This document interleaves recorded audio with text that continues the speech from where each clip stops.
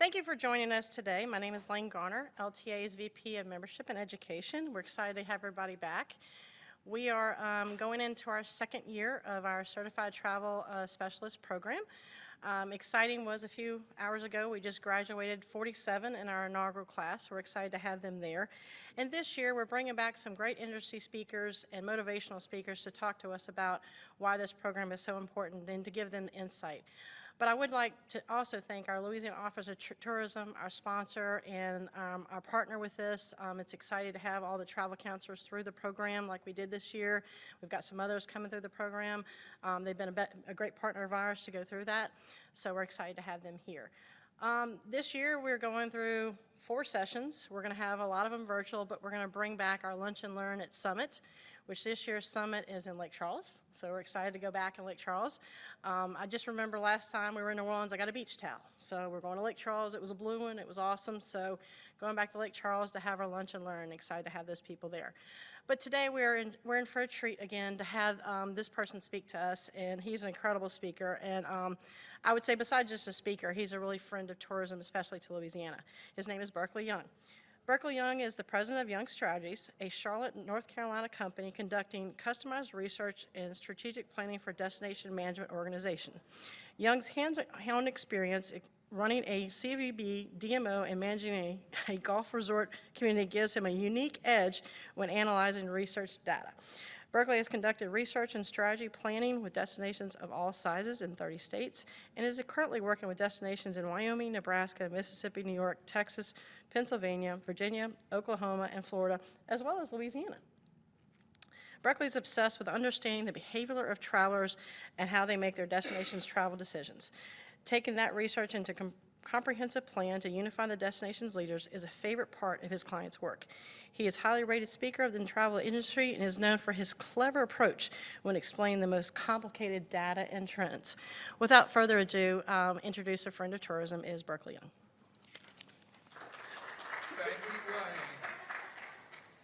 Thank you, Lane. It is so good to be with y'all today. I am a big fan of Louisiana, and in fact, I've been coming. Lane, how long ago was it we were in Monroe, West Monroe, when I mispronounced every parish name? 2009. So, God, was that amazing. So, yeah, I was invited to speak at the conference there, the Travel Association conference, and I was sitting on the dais. And at the very last minute at the awards luncheon, Jill Kidder came up to me and she said, "Our master of ceremonies couldn't be here today. Would you read, just all I need you to do is stand at the podium and read the awards that we're giving out." And I thought, well, how hard could that be, right? I'd be glad to. And so I get up there and the first award went to Natchitoches, which I could not pronounce, and that was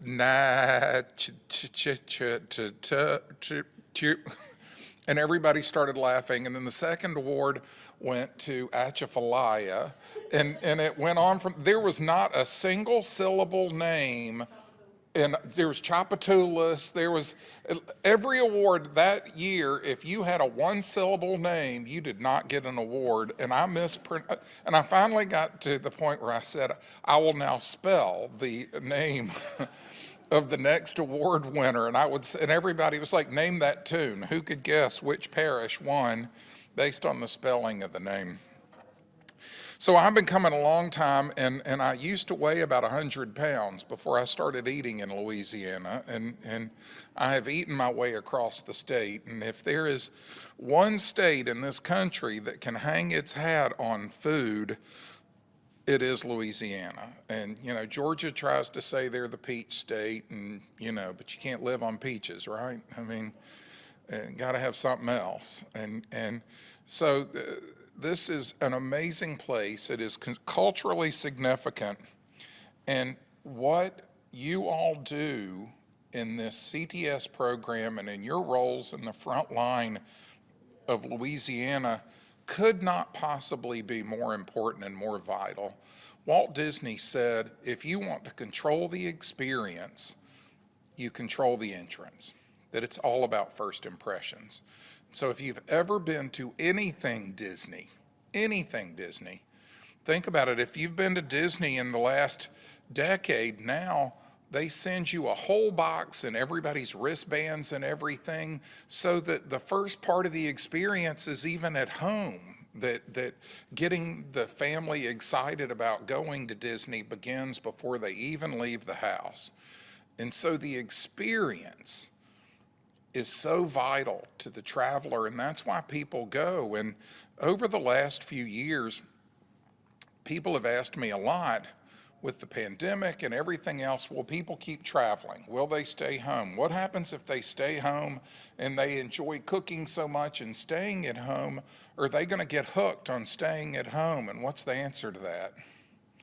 Absolutely not. For all the time we spend trying to make our man cave or entertainment center at home, all the time we spend in our gardens and everything and decorating and watching the home channel, the one thing everybody wants is to leave and get out and go somewhere and see something amazing. And they want a unique experience. And as Walt Disney said, that experience begins at the entrance, at the beginning. It's the first phone call, it's the first human contact. And even though these amazing little devices are now like a visitor center in my hand and give me so much information, the one thing we all know is that we crave human interaction. And we crave, how many times have you just thought, I just wish somebody could answer my question and tell me what to do? I know I was in the mall the other day for the first time in a long time, and I was trying to find a pair of pants in a rush, and I needed a very specific size. It was a very large size. But I needed one product in that store, a pair of gray pants that I'm now wearing, that were an exact size and style, and I knew it was somewhere in that vast department store.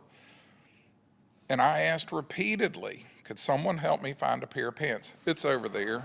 It's down there. Finally, I get to the men's department, and there was a fella in the men's department, and I said, can you help me find, I need this size, gray pants, flat front, ready to go. And he said, they'll be on that wall back there somewhere. Go find them. So I'm frantically digging, and I'm on my way, and I'm late, and I've got to find a pair of pants. And so I walked up, and he said, do you want to try them on? And I said, there's no time. I told you, I'm in a rush. I'm absolutely desperate.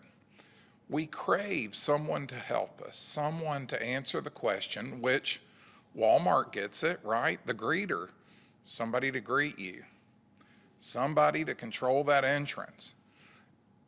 Back in the day, if you went to Blockbuster Video, they were required to greet every person that came in the door at Blockbuster Video.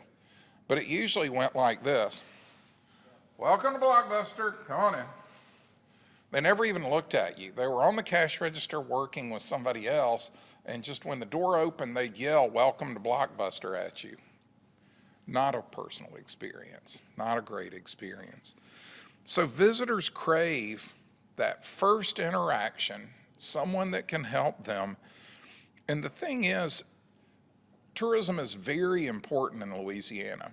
Travelers come here and bring money. Every time a traveler comes into this state, they're bringing a whole economy with them. They're bringing their dollars from another place into ours, and that creates jobs. Florida knows that for every 75 new visitors that come to Florida, that's one new job. That's powerful, that's impactful. So our front line, our first people to greet that visitor when they come in, literally have the ability to drive growth and impact in Louisiana and provide new jobs. We did research years ago for the state of Wyoming. They had old, really tired visitor centers. I mean, they were just like from the 1950s when they built the first highway. And they needed research to justify building a welcome center. So they've entered the state, they're at the welcome center, they've been greeted, they've been given their information. We gave them a business card that said, in a week or two, when you're back home, would you pull out this business card and put in the link that's on there and take our survey about your experience? And we asked them, how long did you stay in Wyoming? Where did you go? What did you do? What other things did you do? The research showed that visitors who went through the State Welcome Center stayed on average 1 day longer, spent 20% more, and did on average 3 to 5 more activities and events in the state because they had had that human contact in a visitor center. This device, we can use GPS to find our way around. We can find where we're going, but it's not necessarily as effectively going to convince us of new activities and things to do, like human contact, talking to somebody, having someone help us. So right off the bat, you might be thinking, are visitor centers obsolete, or welcoming visitors in person? Is that a thing of the past? Absolutely not. When you check into a hotel, do you find you're disappointed if they just process you like a commodity? Do you have a reservation? Name, please. Here's your room key. Done. As opposed to, welcome to the Holiday Inn. We're so glad you're here. We have a full service dining restaurant here that's open from these hours. Here's tonight's specials. The chef's preparing something wonderful for you. Or we have breakfast in the morning. Talk about the area, talk about the hotel, give an orientation, because all of that sets expectations. And so, again, as Walt Disney said, it's all about controlling the entrance. That first impression is so incredibly important. So as you go through this program and as you learn all the things you're going to learn about Louisiana, it's not just enough to have the facts and figures and be able to answer questions, but it's also about your ability to exude warmth. Honestly, you represent the governor, you represent the mayor, the parish government, all the leaders of your community, because you are the first contact that visitor has, and you have the ability to welcome that visitor and let them feel the warmth of hospitality that you can only find in Louisiana. So that one first impression, that entrance, it's you. And whether you're in a visitor center, in a hotel, in a restaurant, wherever that person is coming in and engaging, it could be at a rental car counter at the airport. It's that first impression. It's that first opportunity to engage a visitor and set the stage for their whole visit. Now, years ago, I managed a resort in the North Carolina mountains, and Sherry ran our front desk. And Sherry was once described by somebody else as annoyingly positive. Sherry literally did not have it in her DNA to have a bad day. I mean, absolutely remarkable. I actually found that I had to really work with Sherry, because if she was having a bad day, I never would have known it. And there were times like there might have been a death in her family and she would literally not let anyone know. I mean, she was just relentlessly positive. Just, she came in with such an amazing attitude. And from the time she drove on the property in our resort, you had to go through a guard gate. And just the way she greeted her fellow employees that worked in the guard gate. I mean, every minute she was on property, she was on, man. Sherry was amazing. And one of the great stories, Sherry knew no limits. And I told her my first day on the job, I said, Sherry, you are the first contact with the guest. You take care of the guest. Don't ever ask for my permission. You do what you got to do to keep the guest happy, because if that first car in the train jumps the tracks at check-in, the whole stay is off the tracks. It's so important. That's why a lot of hotels have the policy, if they call your room in the first half hour, to say, are you satisfied? To make sure you're not in a bad mood about something.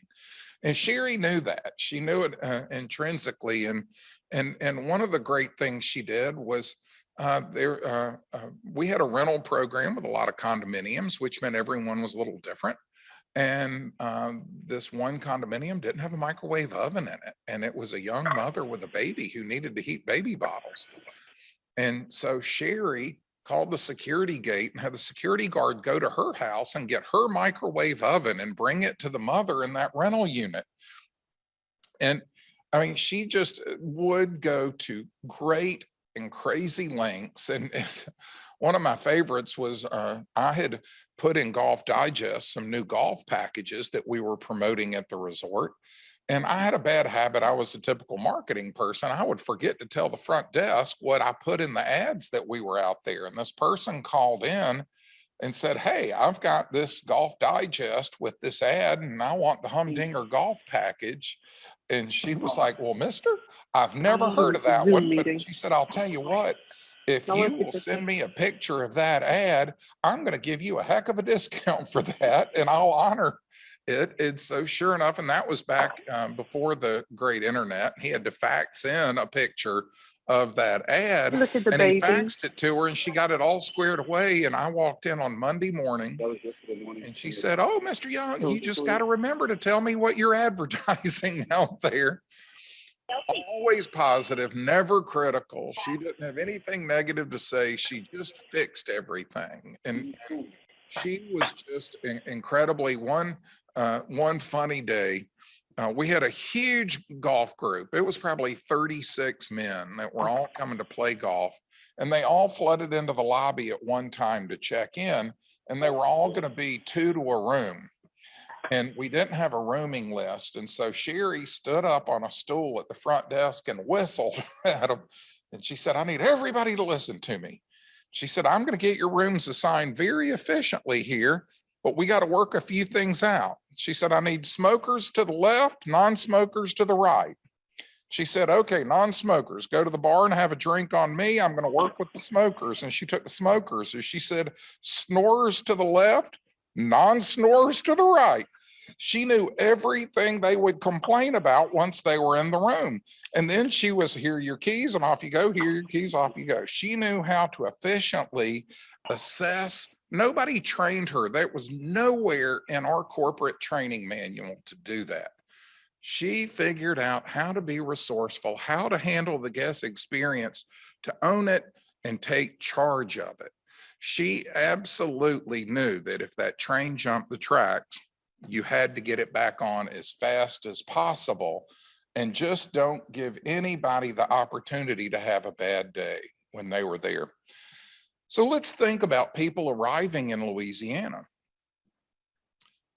It is entirely possible through technology and other things that I can book all of my reservations. I come in and out of Louisiana all the time. It is entirely possible that I sit on the internet and I book my hotel room without talking to a human being. I book my rental car without talking to a human being. I book my plane ticket without any human contact whatsoever. I can walk through the airport and I get a little bing on my phone that says, "Your car is in space B32 and it's a Chevy Impala." And I go get in my car. Do they still make Chevy Impalas? I get in my car and I drive away. So I've now gone through the airport with no human contact. As I'm driving to the hotel, it pops up and it says, "Your phone is your key and you're in room 372. And I can take the phone and I can walk up to the door at most any Hilton or Marriott hotel and just put the phone right next to the doorknob and the door opens. So I've now gone through the airport, into a rental car, through the town, through the hotel, into my room with no human contact. So there's no control of my experience unless somebody sends me a text or something. So we have to find a way to engage with people. And honestly, that horrible experience I had at the mall the other day where nobody would help me, I'm like the laziest consumer on the planet. I am so guilty. You can upsell me so easy. Waitresses love me because, listen to me saying waitress, that shows my age. the server, they can upsell me in a minute. It's like, I may not even like dessert and they'll convince me to have it. Well, it's the same if the clerk in the mall had said, okay, let's get you that pair of pants. And they had gone over and picked up the pair of pants and they said, we've got a great blazer to go with it. I would have said, awesome, I'll take that too. Here's a tie. You want the tie? How about 4 shirts?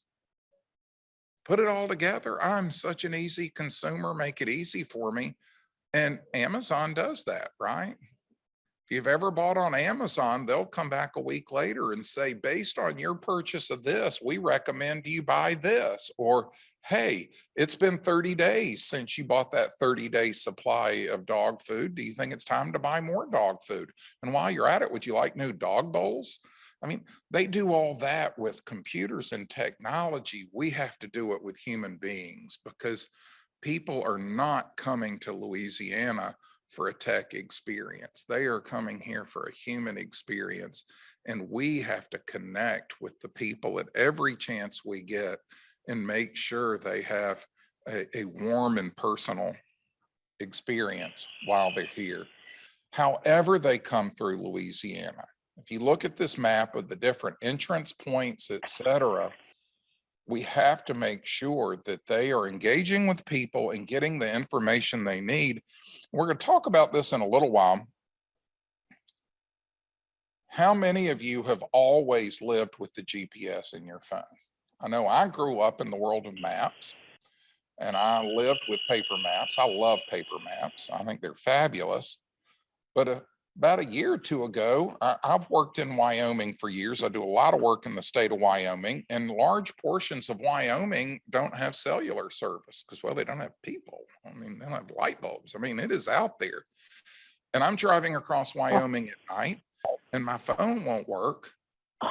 And I thought, I'm going to have to use a map. I honestly forgot how to use a map. I forgot how to scale. I drove 30 miles past the exit because I'm thinking, well, that looks like it's about 100 miles. And so far I missed. And it's not like there's a lot of turns on a road, you know? I mean, there was one intersection and I missed it. And so we could have people easily. There's a lot of highways in Louisiana that are very dark at night. Very hard to see. There are areas without cellular service. There are times when cells go down after storms, et cetera. And so we have to make sure that we give good, and there's actually an art and a science. Back in the day, in training like this, we actually used to train people how to take a paper map and work upside down on the map with highlighters. Anybody remember going through that training? Yeah, absolutely. How to still do, how to highlight a map upside down so the visitor can see it and from the positions they're going in, correct? Absolutely. So even though people may, and here's the scary thing, how many times have you used a GPS to find your way somewhere and you get there and you realize you don't know if you're downtown, out of town, north of town, you're there, but you don't know where you are. And if they took the phone away from you, you wouldn't be able to find your way back, right?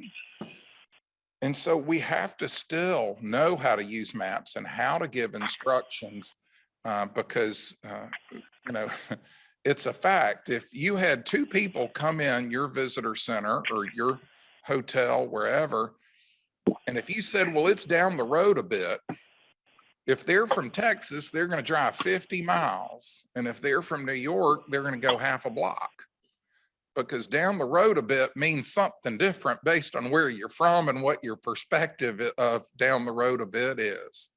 So we have to learn to communicate and give directions effectively. And I want to say this, that travel is therapy for people. They're here to escape their problems. We laugh oftentimes that somebody could come home and say, well, I got fired today. It's like, well, let's just go on a vacation. That people want to get away. It's how we relax. It's how we escape our stress, how we escape our problems. And so everybody in our industry needs to realize we are in the therapy business. We are all therapists. And isn't it frustrating when, you know, have you ever heard the expression retail therapy? I did not get retail therapy at the mall when I just needed a pair of darn gray pants. Can you tell how I'm not letting that go? It's driving me crazy. It was retail stress. It was retail frustration. I needed therapy after going to the mall. And what's crazy is all of those people should be fighting for their jobs, right? Because it's way easier to get in bed and pull up Amazon and pick out a pair of gray pants and they'll be delivered the next day. And so we have to utilize human contact and engagement and make those connections with people. It is absolutely critical to the survival of our industry, and what we do is the human connection and the human side. It is putting human in hospitality, that we are in the hospitality business. And I worry sometimes that we think of like a room night as a commodity, not an experience. And we have to realize that people, when they come here, when they go out to eat, it's one thing if the food's good, but it's really something if the food, the service, and the atmosphere are all good and all hit together. And when you have that experience, it's just magical.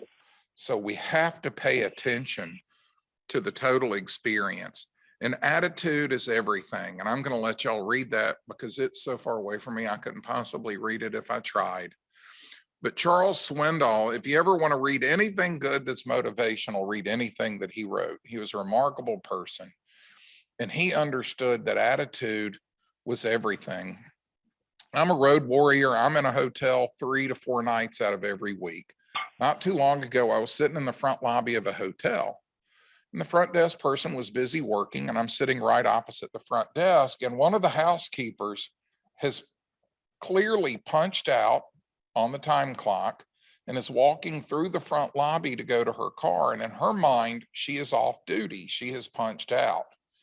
And she walks right in front of me, a paying guest, and says to the front desk person as she walks out, "I can't get out of this hellhole fast enough." In her mind, she had checked out, literally, right? But the problem was, I was a guest and it was part of my experience because I now knew that I was beginning a stay at a hellhole, right? And it makes me wonder about the way my bed was made and the way the bathroom and everything else. And so it's going back to Sherry at my front desk and understanding that she knew that from the time she walked out the door of her house, she was on. And all of us have a routine in the morning, whether we get up and wash our face and put on a bathrobe and go put on the coffee or go get the newspaper or read the newspaper This is what I'm online. talking We about. all have a Watch how I routine in drink. the morning. We have a routine, even when we get in the shower, we have a routine, whether How we wash dumb our is that? face first, our I hair can't break my first. I lip. mean, we each have our personal routines about the way Don't we do get it. dressed. All these things we're doing are getting ready for the day. And they're all physical ways that we get ready for the day. But how do we put on our attitude? What is the process? And I wish we were all in a room together today, because I'd like to ask each one of you, how do you put on your attitude in the morning? What's your routine in the morning? I loved it. One time I was doing a class like this, and a guy said, "I listen to heavy metal." And I was like, "You're kidding me, right?" And he goes, "No." He goes, "I just jam out. I'm in my car and I turn the speakers up as loud as they go. And I just rock out." And he said, "It gets my blood pumping and my energy up. And when I walk in that door, I'm ready for anything." It's like, okay, me more, I want violins and classical music to calm me down, right? But everybody's got their way of putting on their attitude. And the thing is, we all have an obligation that when we walk through that door, it's showtime, which is why at Disney, they don't have employees. What are you called if you work at Disney? You're a cast member. And the big place, the employment office where you go to apply for a job at Disney is casting. It's right on the highway. You'll see it outside as you're driving through Orlando, huge casting building. You're a cast member. You were on the minute you stepped foot out of your car at Disney, you were on. You were in character, you were on. Chick-fil-A, anybody been to a Chick-fil-A restaurant?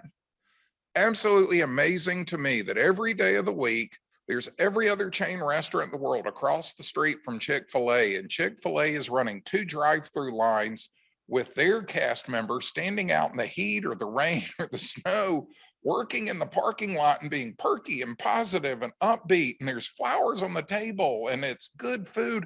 And right across the street are 8 other chain restaurants, wondering why is there this massive line at Chick-fil-A?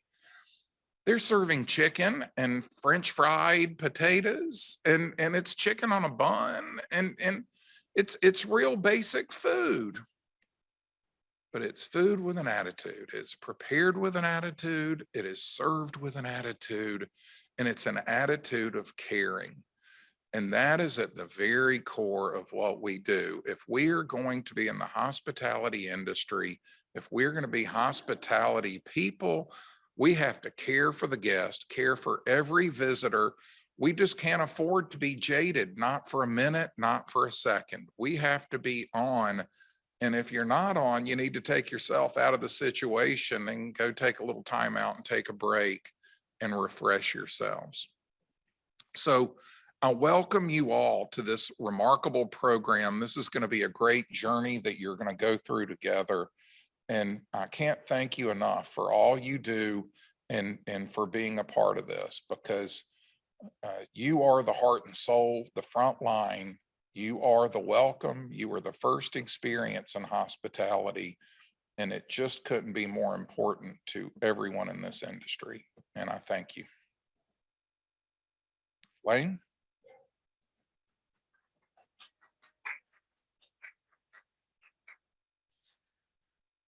Well, it was great having Berkeley speak to us once again, and I think he gave us little tidbits of insight of what to talk about. And I guess the best thing part is just like attitude, like having your face on when you walk in, knowing that travel is therapy for people. So please don't ruin their therapy when they walk into your place of business.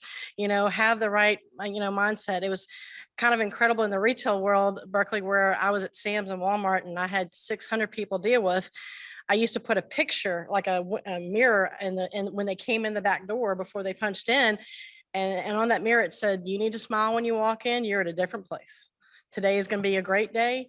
Please take care of our customers, our members," because it was Sam's Club. And everybody said, "Lane, you're crazy for putting that up. Nobody's going to ever do that." And I said, "Watch." So apologize for those that were joining us on the Zoom that were going between 2 different channels. We've got that fixed now. We're going to take about a 10-minute break to kind of move our new panel in. But again, we want to thank Berkeley for his time with us. He's going to come back on the second part and stuff. So we're glad to have him there. And we'll see y'all in about 10 minutes. Thank you so much.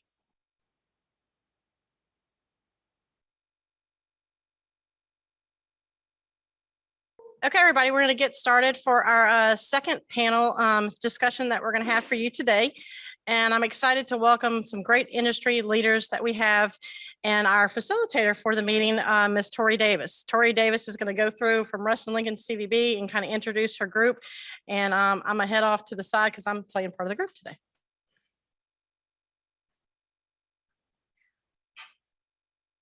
Awesome. Well, welcome everyone. So excited to have everyone here in person and both virtually for this panel today as part of the CTS program.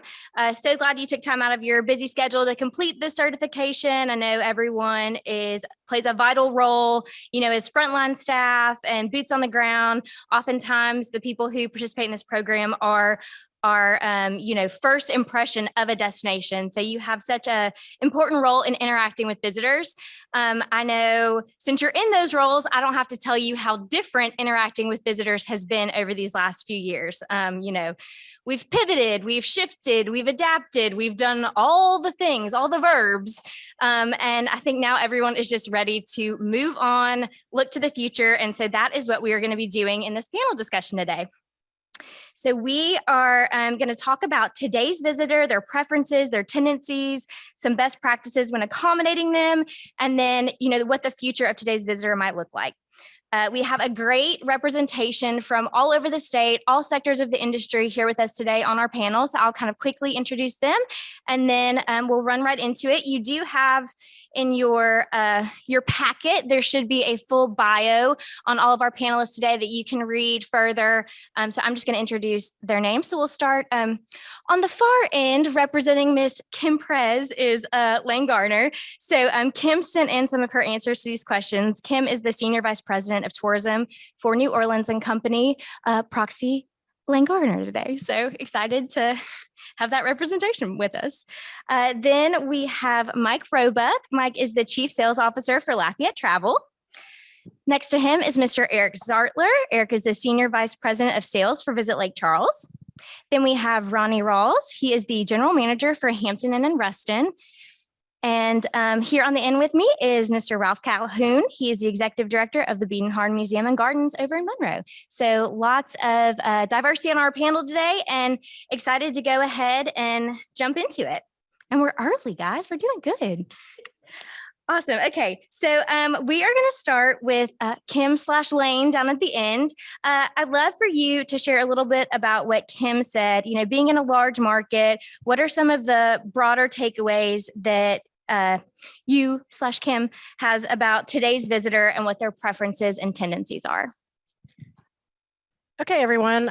What we got today is she talked about more and more visitors are waiting until the last minute to book their trip to New Orleans. Short-term bookings are the norm as people continue to monitor what's happening with their own family and friends. Trips to reuniting friends and family have been very popular, like family reunions and stuff, she said.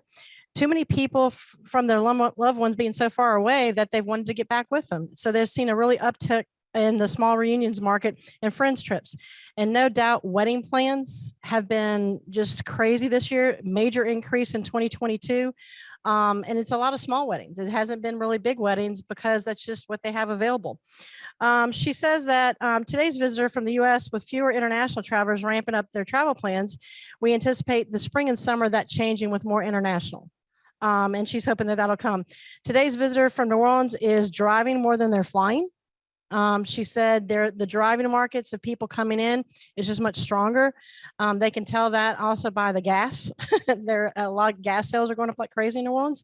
She also said too, in New Orleans, deeply discounted hotel rooms are not a motivator, but it's a bit more of a luxury for some people that just want to get away and have a really cool experience. So she's saying that the economy people, it's still selling, but more luxury rooms are going faster because they want more of that intimate. They want to have a perked up travel type of experience. Interesting. Okay. Well, in Lafayette, of course, we're a tertiary market versus primary. So I think our today's visitor is a little bit different in that our hotels are doing kind of the opposite. We've got a higher demand than we've had in the past. We have higher rates that are up about 20%. Our weekends are harder to get a room than the weekdays, although corporate transient has suddenly flooded back in the last few months. During the height of COVID and during the peak seasons of COVID, especially spring and summer, youth travel ball sports was the big motivator generator for us. Probably 60 to 65% of our drive-in market came from youth sports and primarily Thursday, Friday, Saturday business. One of the things that we had as a strategic plan was to make weekends harder to get a room than weekdays. Now, we did that 5 years ago. We didn't realize that 2 hurricanes, 3 hurricanes, and COVID would help us achieve that goal, but it did. Today's visitor for Lafayette market is typically someone who wants to get away and travel and leisure. We haven't yet seen the return of international travel, although we're hopeful later in the year that will happen. We still have active bookings by groups, but they tend to be canceling very short term as they're not able to fill. We have a strong demand for Mardi Gras coming up, so we're excited about that. And we think that's going to be a big success for us as we have a large group of people in town, and we'll also see the effects afterwards of that. But as Lafayette goes, so far in our area of the state and being centrally located, we've kind of are back to normal. Today's visitor for us are convention travelers. Today's visitors for us are leisure travelers on weekends, corporate travelers during the midweek. And as far as our demand and our occupancy, we're actually running 10, 15% ahead of previous year. So I would say for us, we're back to normal in today's visitors. Now, they might be a little more anxious. They spend a little more time planning their trip. They spend a little more time asking of whether things are safe to go to or not. We had a Meet Safe campaign last year that was very successful, letting people know that the areas of precautions and protocols we were taking, that our hotels were doing as far as what they were doing to make things safe for the traveler. That's relaxed a bit. We don't see a whole lot of people, wearing masks outdoors on the street anymore, for instance. They've kind of gotten over that. Berkeley addressed the pent up demand to go and see and do, and we're experiencing a lot of that. You can go on a swamp tour and the boat is full again. So things like that are happening around the Lafayette area. We do. We have a little bit of time if, Eric or Ronnie or Ralph, y'all want to add to that a bit? Just to kind of echo a little bit about what Mike said, we're kind of in the same boat in Lake Charles as they are in Lafayette. A lot of things are coming back. We went through 2 hurricanes 6 weeks apart as well on top of COVID, and to see things come back the way they have been, for us to break revenue records the way we have this past year was pretty promising. A lot of that was due to our youth sports market. Our summer was crazy packed. Weekends, you could not get a room in Lake Charles. The outdoor sports market is still traveling strong. And we're seeing this year, this basketball season, that some of the basketball events we had have been second to none. We just had a volleyball tournament this past weekend, largest volleyball tournament we've ever hosted in Lake Charles. Over 100 teams from all over the state and Texas came in, and our hotels were just thrilled to death at the amount of people in their hotel rooms. We only have one volleyball club in Calcasieu Parish. So when you bring in 99 from out of the area and out of state, it makes for a great weekend. So it was good to see that come back. It was really that first glimpse of a strong indoor sports thing that we've really hosted. And then, of course, our casinos are back with their live entertainment and things like that. And it's been really good to see. Yeah, and similar in Ruston, our sports complex that we have, has really taken off this year. It's fed the city in that area amazingly. Again, our corporate travel is back and in our area, and then the hotels and stuff that the guys I work for, they manage across the brand. The executive traveler is back. We put a lot of cloud into the Smith Travel Report, and Smith Travel Report's telling us that this year is going to be better than 2019 pre-COVID. So in the hotel industry, I mean, it's a bright and shiny day for 22 and 23. Yeah, I'm kind of different because I'm an attraction, so I'm not bringing in sports and things like Sure. that. That we do get some overflow from that. What I have seen up to now with COVID is that our new visitors, I think I'm still getting more people from outside the state, and that my local attendance has not picked back up. Maybe that started changing in November. We did Christmas this year like nothing had happened. And so we had a big uptick for November, December. I'm also a small market compared to a New Orleans. So January is really hard for us to classify because we don't see a whole lot of people, but we have had people through. But as I say, for me, it's been more out of town folks, maybe percentage wise, than has been typical with us 4 years ago, maybe 3 years ago. Yeah, it's so interesting to see in the different markets and, in different sectors of the industry where things are still lagging, but where they're picking up or feel like nothing's changed. So I think that's a great way to kind of segue us into, what are some of the best practices that you found to be useful when accommodating kind of today's new visitor? And we love to hear a success story, a quick one if you have one. Ralph, we'll kick it off with you for an attraction standpoint. What are some things you guys are doing to accommodate today's visitor? And this has probably been alluded to, but I think for us, one of the biggest things is flexibility. Yeah. We get real excited. A motor coach is going to come see us, and we've not seen a lot of motor coaches the past year and a half. And then 3 days before they show up, they call and say they just couldn't make the tour. And so we're very accommodating. We refund. A lot of folks now, we're not taking anything up front because we know there's just that shot that they're not going to show up. So I think that's one of the things we've been very good about refunds and trying to flex with folks as they're coming through. As far as the attraction itself goes, I've got a Coke museum, a historic house, a Bible museum, and a garden. So the garden feels real good. It's outdoors. When we closed, that was the first thing we opened up. The historic house is very confining.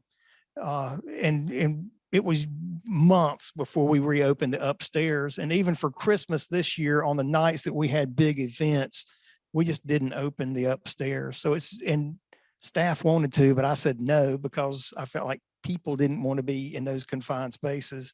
So I think there's just try for flexibility is what we've tried to do. Don't let me talk too long. I think the other thing that we have learned through this is I've always felt like we have good staff communication, but it is essential now to be upfront. This is why we're making you wear masks. This is why we're slacker on the mask than we were 3 months ago. And I've got a whole lot of part-time people, and I have just found that the communication through this is essential to making our interactions with our visitors consistent. So on one end of the street, they're hearing the same message that they're hearing on the other end of the street. And I think we get that right most of the time. I'm not going to say we're perfect, but most of the time. That's a great point. Ronnie, I'd love to hear, from a hotel standpoint, how you guys, I know it changes every day, but how you're finding the best way to accommodate today's visitor and their comfort levels. Yeah, it's right now it's not so much. I mean, the amenities are there, and people are looking for the amenities. For us, we're a sports market with both universities, Grambling and Tech, and then of course ULM just down the street. So just working with those coaches, working with those teams, allowing them to have their team separate from other guests, allowing a free room for them to stay in if someone tests positive right for the game, to kind of separate them out away from everyone and not charge them for that. We're not necessarily chasing a nickel down the road to make $1, or if it's the other way around, I can't remember, but really, and communication. And when you talk about a success story, like you said, that you would like from us, I'm with you. Communication is key, and the hotel industry as a whole, when COVID first started, everything changed, and our industry was one of the first. We immediately took a look at our guest and focused on our guest. The industry before had been motivated by, technology, maybe amenities and things that guests got. And then that transition and that mind frame changed to cleanliness and being safe.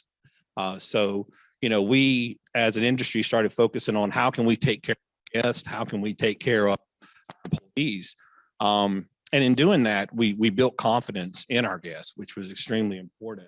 And I think that was the most successful thing we did. It allowed us to house a lot of the frontline employees and traveling nurses when COVID got to its worst, and we needed help in the hospitals. We were there to provide accommodation for those folks. And, that was a huge success story for us to be able to do our part to help everyone out.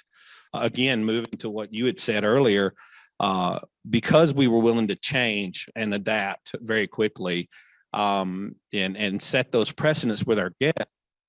This Christmas, with the new variant being out, we were all geared up to have a pretty slow holiday season, and then out of nowhere, everyone started booking across the board, across brands, everywhere, and we attribute that to the fact that people felt safer staying at our hotel than they did staying at their loved one's house or with their friends.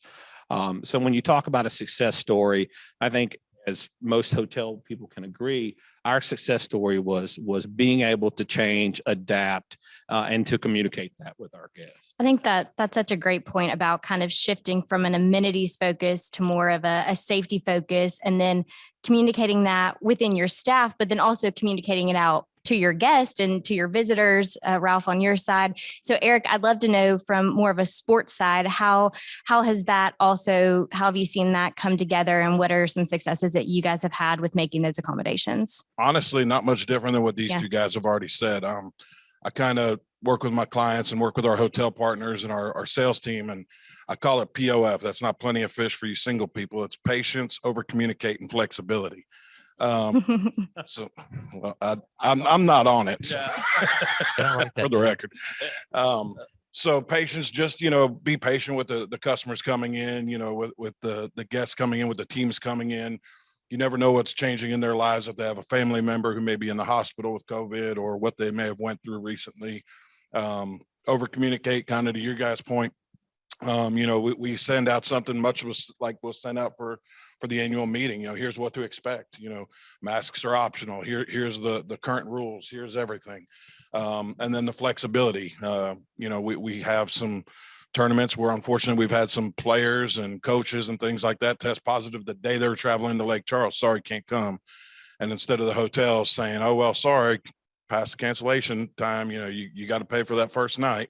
They've been flexible and accommodating. So just kind of go into a success story with that. In 2020, we hosted for the very first time the New Balance Future Star Series baseball showcase. It was 4 weeks of high school baseball championships plus 2 additional combines. So basically for 6 weeks, we had Major League Baseball scouts and all of these top recruits from all over the country coming into Lake Charles to compete. It was the first of an 8-year agreement with them. And of course, COVID hits. So the event wasn't as big as what we expected, and things at that time, if you remember July of 2020, they're like masks on, masks off, don't sit next to each other. It changed hour by hour, day by day. Every time the governor talked, it was, oh gosh, what are we going to have to change the signs to now? What are we going to have to send out in today's communication? But we communicated with those teams every day, whether it be through signage at the fields or through text with the coaches and the players, emails out to the parents, update the website, the Twitter page, all the social media outlets. Here's what to expect today at the ballpark, basically. I thought that was gone in 2021, and we didn't really start out that way, but we ended up that way in 21 because they expected it. They experienced it in 2020. They're like, that was awesome. We woke up every morning and we checked our email. We had, what to expect today. And it had a little weather report in there even, not that they couldn't have went to the Weather Channel, but it was what they expected from it. And so that's, pretty much, yeah, to a fault. It's the old saying, you can give somebody something, but you can't take it away. Can't take it back. Tori, I just wanted to contrast something similar. If you start last March, we helped host some of the boys' state basketball. The semifinals were played at the Cajun Dome because they couldn't get enough games in with the protocols in place. Mhm. Every game, we had to flush the entire stadium, spray it down, sanitize it, 20-minute delay, bring the teams back in, let the fans start coming back in. Fast forward to November with the state high school volleyball, general admission, people crawling all over each other, students packed in, and anybody could sit anywhere they wanted. And the only thing we had to do is protect the athletes with protocols in the locker rooms. So I think we've had ups and downs, the same as we've had surges and fades. And we've been lucky that people are kind of fighting through this now. They're tired of, obviously, of all the protocols. So any chance they get to be back to normal, they're taking. And are seeing that wave back and forth. And I kind of think we're going to get there. Travel has been irrevocably changed, though. People don't use personal, Berkeley was talking about the personal touch, personal services. They drag their suitcase in, go right past a bellman. They go to the kiosk to check in if they can. They go to their room and call down for what they want, room service. They're not going down to the restaurant or the bar in the hotel as much unless they're with a group. If they're an individual traveler, they're kind of hiding out and they're buzzing through airports and, just trying as they can to stay spaced from people. I think those personal touches are fading a lot and may have become institutionalized in the way we travel going forward. Lane. I was gonna say, Tori, Kim had one other part that she was talking about with the best practices and stuff. She was saying that like when Travel South International was in New Orleans, that was in November, like the 1st of December, and they had several, international guests in. She said they were happy that they were there because they had been vaccinated before they got there. They were tested before they got in, and they were loving the fact that there was protocols in place. Like there was specific things that were going on for them as they traveled around the state. And of course they were tested before they leave because they couldn't get back into their country, unless they tested negative for that. But she was saying that it was a positive to hear our protocols were good for them, that they were hearing a lot of good talk about that. They were glad that we had stuff in place. And they knew that we were doing the right thing, and they understood that. But she said that was kind of a telltale sign that told them that, hey, we're doing some stuff right. Yeah, I think that ties right into Eric's point of that over communicating. Now we've gotten to this place where we've told people so much what to expect, how things are going to go, that now that's just the expectation. And I think that's, that opens up a whole nother layer of transparency that I think it could be very, it's taxing sometimes, especially from a marketing director. It can be exhaustive, but I think it touches the traveler at a whole new point in that we're seeing, especially with events and things of that nature. So I think that's such a salient point. So moving into, I know we've kind of, again, it's, there's a little bit of contrast. It's, sometimes they're overly, sometimes they're anxious and they really want to know what we're doing. They take peace in mind that they're coming here and they know protocols are in place. And then on the flip side, like we heard from Mike, it's, they're just happy to have a little bit of normal. They want to ditch the mask. They want to be sitting next to each other. They don't want to be in this, pandemic lifestyle anymore. So in kind of looking at all of that, looking at the trends, what is the future of today's visitor? If that's even it might be a little oxymoron, but the future of today. But, are there any practices that you think are going to stay, or is it just going to go right back to the way it was? I think there's probably a little bit of both, but we'll kick it off with Lane over there for Kim. For Kim. And what Kim was saying about the practices and today's visitor in the future, she said flexible bookings and relaxed cancellation policies have fueled the increase in travel, and these policies will be the key to many. She said, however, they see the cancellation fees kind of reemergence in the industry, but she's hoping that with the recover of the balance in supply and demand, this kind of balances everything out. She said they did a survey with a bunch of their groups and stuff that they take, and a lot of their big clients, they want things clean. Mm-hmm. She said they all act about cleaning protocols and all of that. They've been practicing the strict cleanliness policies, so now they want to continue to do that as they're traveling. She said also, too, some of their other business travelers talk about work-life balances. They're not staying 4 nights anymore. They're staying maybe only 3 nights. And she said that some of them are using short-term rental bookings. They're not using all hotels. And she said they're seeing a definitely increase in there. And people are looking for kitchen facilities, because they may be staying for a while because they're traveling, as y'all talked about, like traveling a nurse. She said that's one of the big things. Mm-hmm. She said the buying patterns are continuously changing and reshaping the industry. It's making forecasting more and more difficult as you learn the new buying pattern, especially with this short term. And she's hoping that with more demand than supply, visitors can wait a little bit longer to book, so we can start kind of forecasting what they're doing. Mm-hmm. And we'll start selling out patterns and kind of, the biggest thing she put on here twice, and she said, please remember forecasting, people reshaping the industry, things are changing because every day is changing. And she keeps making that point about that. But Kim also said something too in the email. She said, we're just going to have to learn how to adapt to it. Mm-hmm. This happened before when we had between Katrina, oil spill, and everything else, every pattern has changed. And we've had different visitors each time. So now that this is a pandemic and something else, this is just another change. Well, and I think, Ronnie, you made a great point of that. By the time that you're, the Omicron wave sets in, your staff's like, all right, cool, we got this. Like, adaptation becomes the norm in situations like this. And so I think that's a great point, is we keep on rolling. Yeah, I think this generation that's gone through this, of managers and supervisors, are going to lead their field for a long time to come, because they've experienced it all. Yeah. So I know we spoke earlier as a group, and I'm of the opinion that 18 months to 24 months from now, we'll be back to a lot of the way things were. I think the pendulum in our industry swings. 9/11, it swung hard one way, and then by 2 years later, we were back to setting records. 2008 came, we were down again, pendulum swung, and then in 2009, by 2013, 14, we were setting new records for occupancy and rates again. I think it's part of the cycle. That's one thing that, but I'm old as dirt. So back in the business school days, they taught us that business went in 7-year cycles and it was going to be up and down over 7 years. And so you learn the business cycle. And I think we're going through the same thing now. The key I see, and I'm kind of glad I'm not in hotels after 20 years anymore, but everything you told them you couldn't do, and now you did during COVID, they expect, you can't fool them anymore. Cancellation fees, you've survived that. You're gonna have trouble enforcing those after COVID. Same thing with attrition, right? We took whatever we could desperately grab.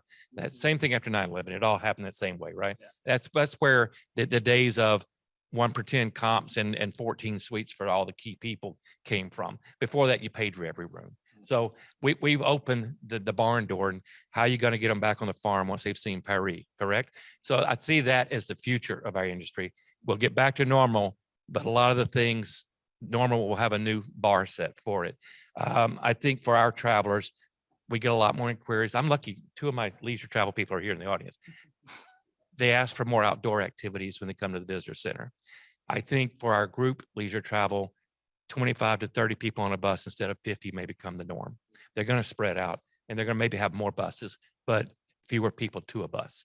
I think for conventions, we may see smaller conventions. The mega conventions with 2,000 to 3,000 people probably will be broken down into regionals with having 400 or 500 people, where a hotel can spread them out in the ballroom. I think your meals will be, I don't think we have to pre-wrap everything anymore, but I think we will definitely have meals that are served by somebody. They won't be the buffet anymore as popular as it was. So I think we're going to adapt. We're going to pivot. We'll be more flexible, but that's what I see as the future as the industry goes forward. I agree with everything they've said. And again, to what I said earlier, I think over communicating is here to stay. The old know before you go, where it said there's a bar in the lobby, check-ins at 4, and that was all you got, is a thing of the past. I think the people really want to know what to expect, because every place is so different. I was probably 7 different destinations in the last 6 months, and not one of them was the same. So in some cases they communicated that. In some cases I had to figure it out for myself. In some cases I waited till I got there, to figure it out. But I think it says a lot when a destination or an event planner or something puts that out there in advance and says, hey, this is what to expect when you get here. Or even a hotel, hey, this is what to expect when you get to the hotel. One of the other things I'm still seeing in Lake Charles, and probably now with the Omicron going on, I think it's gotten a little reversed backwards again to much shorter booking windows. The volleyball tournament I talked about earlier, a week before the volleyball tournament, we were at 61 teams. And within a week, boom, we shot up over 100. So, that just tells you right there that those were things in the past where, this is on the calendar, we're going to this tournament. And you don't see that so much anymore. Looking at some of these baseball organizations that put their calendars out, this is where we're going to play. They don't go past March right now. They're kind of looking at it month by month and seeing what they can squeeze in. So I think some of that, to Mike's point, I think there is light at the end of the tunnel. I just don't think it's this year. But I think you're right. Short term's here to stay. We have a large test coming up with the Junior Beta Conference in a couple of weeks. We are getting calls from schools trying to find hotels. It used to be you booked your hotel as you left last year's conference. And now school boards and schools are finally at the last minute deciding whether it's safe for their kids to travel or not. And so we're getting phone calls of people wanting to attend Junior Beta, and we're 2 weeks out.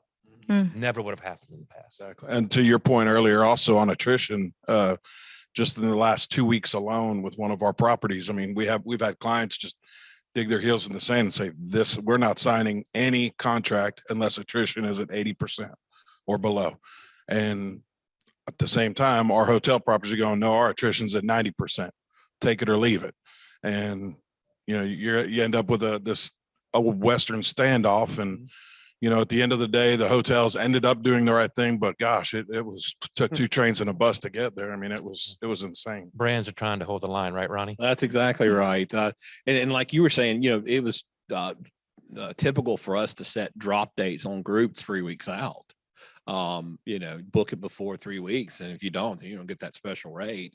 Well, heck, not now. I mean, sometimes we drop them the day of and then we'll reopen them the day after just to get sure you want that rate. Come on in and stay with us. Another thing to what you had said earlier about the check-in process and the interaction with the guests, even before COVID, it was headed that way in the hotel industry. And now it's really headed that way with digital key check-in, where you don't even you can use your phone to check into hotels, interactive rooms where you can bring your own Netflix accounts and different things and spend time in your room interacting.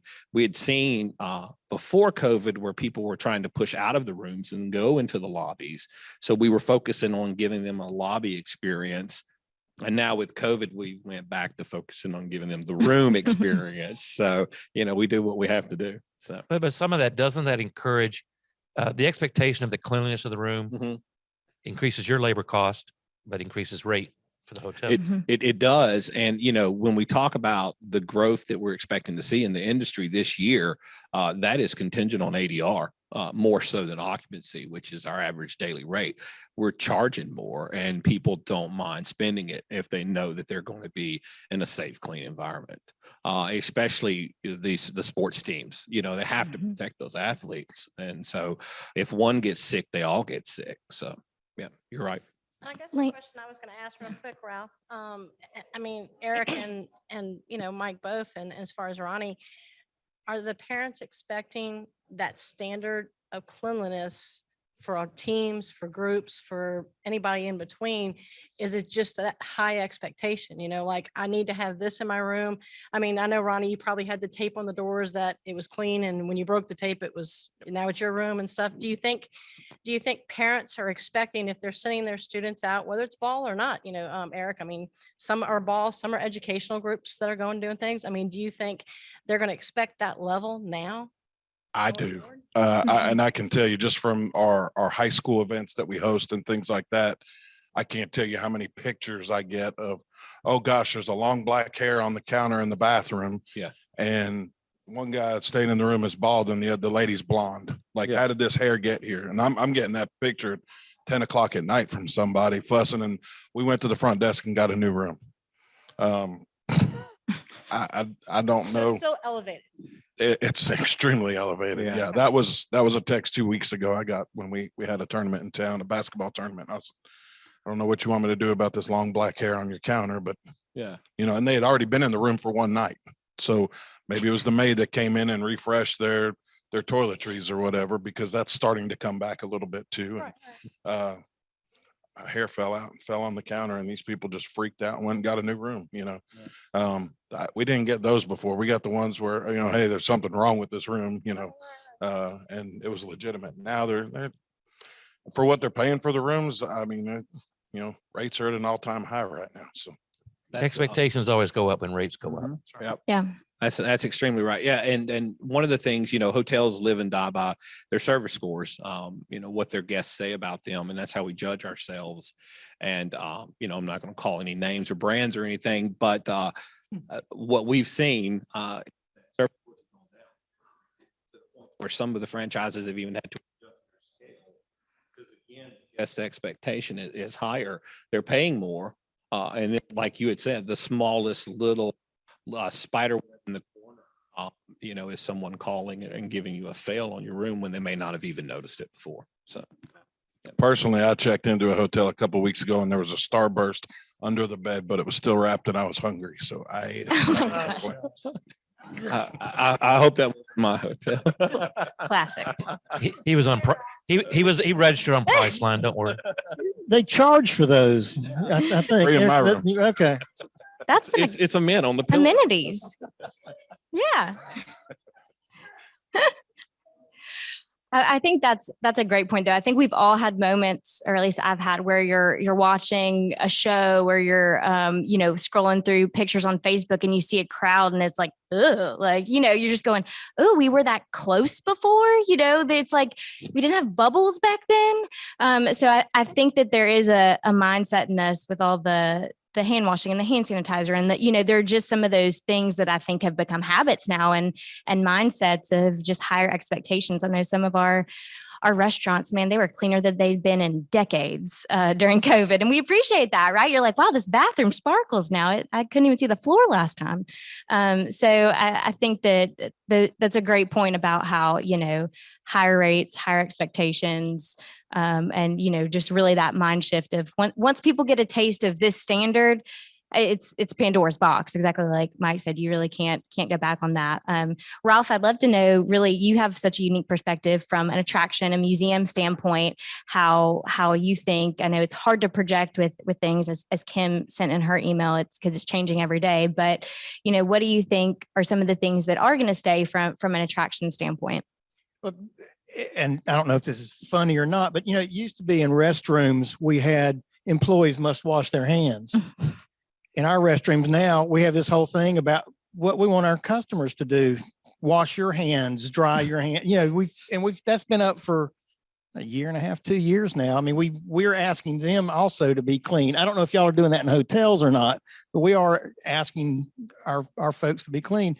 I think as an attraction, and again, I say I'm, compared to a lot of the state, we're a medium to small attraction, I guess. Our biggest thing is just trying to let people know we're open, and we only close for 3 months. Mm-hmm. So we're really trying to let people know we're open. We've come up with a new, I guess, culinary tour. We're doing a lunch thing where people can come in and get a taste of Louisiana, and I'm hoping that's going to bring those motor coaches in. Yeah, it's awesome. But I very much hear what y'all say. I think those are going to be either smaller buses or smaller numbers of people. I'm not sure if I'm answering the question now. Yeah. As far as crowds go, we didn't do Christmas 2 years ago, but we just last December, we did our Christmas just like normal. And what was really neat for us was how many people came in. Now, this is local, so it's a little different. But how many locals came through and said, we are so glad to be doing this again. Mm-hmm. We've got 10 years worth of pictures of little Johnny with Santa Claus, but we missed last year. Yeah. And for me, that validated what I do. And I think even with our out of town people, they're validating what we do. There may be more conversations with them about, I'm just glad you came through. I'm always telling them, I'm just glad you came through. We're glad you're here. And then they're giving us stories about, there are a lot of people out there that are just traveling the country now.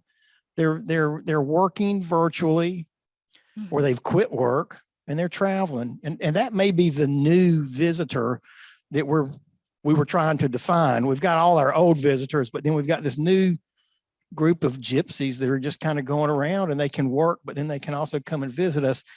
And I don't have a clue how you market to those guys. I need to come over to Ruston and talk to you and see how to do that. But they're connected, so I think they'll be coming through. I don't know if I answered the question. No, you did. Just chatted. That's such a great perspective too, that, I think that there's a deeper appreciation on both sides. Like you said, you're just so happy that they're there. They've showed up. They know what you're doing, both locals and visitors. And on the flip side, I think visitors have such a deep appreciation. We did the peach. They missed something. They missed. Yeah. Whether it was the local Mm-hmm. or the person from out of town. And I think, and I tried to get some confirmation of this, but at least a few months ago, there's still a lot of places museum wise up north that have not opened yet. Yep. So folks are coming down from Iowa and they're like, wow, y'all are open. And they're pretty happy about it. Yeah. I mean, I think that there's such a desire to get back to travel, to get back to experiences. And I do, while I think we very much see the shift virtual. I mean, look at us here today, it has opened up the door on a convenience side. I think there is still a yearning to have in-person experiences with real people and taste the food and see the things and really experience it. So I think that much like Mike said, we'll see some of that come back, but there are things that undeniably are just going to be part of our culture and our industry from here on out. So I'd love to open it up for questions if we have anyone here in the room or virtually. I don't know how we're moderating that, but oh, perfect. So if you have a question, please drop it in the chat box, and you can direct it to anyone specifically on the panel, or or everyone. In the meantime, I think Mike had a comment he wanted to make. Yes, no? You know, one of the things I was just going to add, but you touched on, I think COVID has sent almost the entire workforce to work from home for at least some part of the time. Some are still working from home. Mhm. And I think that's been a time of reflection for a lot of people about what they really want out of life. Yeah. You know, the working 60, 70 hours and feeling good about that a week is not necessarily what people want anymore. Mhm. So I think that may be a driver for us to return to a strong travel market. You know, I don't know about you guys, but if I'm at home 2 weeks, I'm cooped up. I got to get out. It would go somewhere, do something, right? And I think cabin fever, exactly. And I think our travelers who've been working from home extended are now kind of like, is this all there is? I need to go do something. Yeah. And the ones who have not returned to their jobs, you know, we're having demand and high occupancies, but not all of our restaurants and not all of our hotels have returned to full staff. They're still working shorthanded a bit. So I think we're going to see a travel demand of people who are now reevaluating what they want out of life. And thus they're going to get out and go see more of America and the world. Hopefully. Let me, if I can I add Yeah. on that? I think you're 100% right. And I just realized that I'd made a statement earlier when I was talking with someone that, you know, I've been doing this for quite some time. And usually throughout the year, I would get 10 to 15 time off requests. And it was usually around the holidays. And now I get 15 to 20 time off requests a month. People are asking for more time off and they're not afraid to ask for time off, and they are traveling. Most of the time, the reason that they're listing is going out of town, going on a trip. So well, that's good for our industry. So. Yeah. Well, and I think what's important about that too, really, Ronnie, is that that's kind of motivating them to stay around. Mhm. Because you're being flexible with them, letting them have their time off and stuff, and to deal with today's visitor, you're giving them the flexibility to be able to do that. And I think that's what us as managers, as what we do in managing people, that part today of today's visitor is how do we motivate those guys? You know, is it getting them the time off they need? Is it benefits? What is it now? You know, I mean, and like Eric said with the hotels, I mean, they're trying to find people because they're busy all the time, but how do you keep them there? You know, I mean, no doubt people are wanting to get out, but how do we keep people in our businesses to keep us going and, you know, and keep our employees motivated? That might be a question that we're all looking for the answer for right now. No, that's such a great point. And I think that there's also this thing of, you know, people are making up for lost time. I know I have friends who just saw their families this past Christmas for the first time in almost 2 years, you know, and so they're traveling more, they're making time for those memories that they lost. They're, you know, I mean, of course, the weddings are going crazy right now because people put it off and put it off. And they're like, I'm not putting it off anymore. We're having this wedding, you know? And so I think that there is a little bit of pent up energy that we're seeing, and I feel like it all kind of came out at us at once this past year, but I think we will continue to see it because people are realizing I don't want to live like that anymore. I don't want to just, you know, work and work and work. So hopefully we'll be able to shift a little bit away from trying to convince people to take their vacation days to, you know, get to see them do that, and that'll be a benefit in the end for us as well. Were there any questions? Nope. You know, I was just going to mention, I read an article this morning. I don't know exactly how it's going to affect the northern part of the state, but there was an economist locally who predicted oil will be close to $100 a barrel by the end of the year. So for South Louisiana, that's good news. Yeah. That means the economy is going to be rolling. Yeah. And so this also encourages more disposable income, which encourages people to travel. And so I think that what's good for the economy has got to be a rising tide to lift all boats, hopefully. Certainly. Any other final points, guys? Anything for you? Close us out, Tori. All right. Well, thank you guys so much. Y'all were so efficient and so many poignant points. So big thanks to all of our panels today for sharing their insight and their expertise from all of their fields.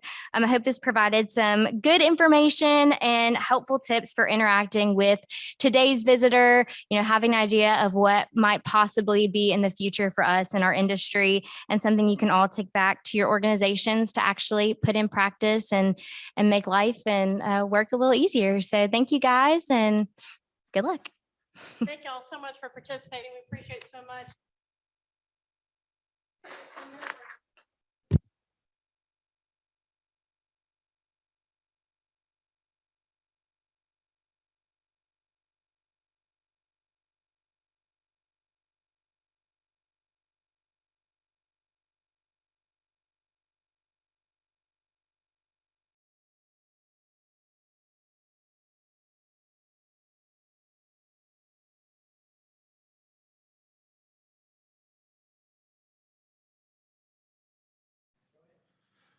Well, hi, folks. Welcome back.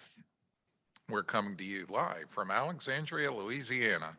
And we're going to continue our conversation about frontline engagement and the visitor experience. And this quote comes from Mara Gast, who runs the Irving, Texas Convention and Visitors Bureau. I'm sure it's now Visit Irving or Experience Irving. Come on, what is it?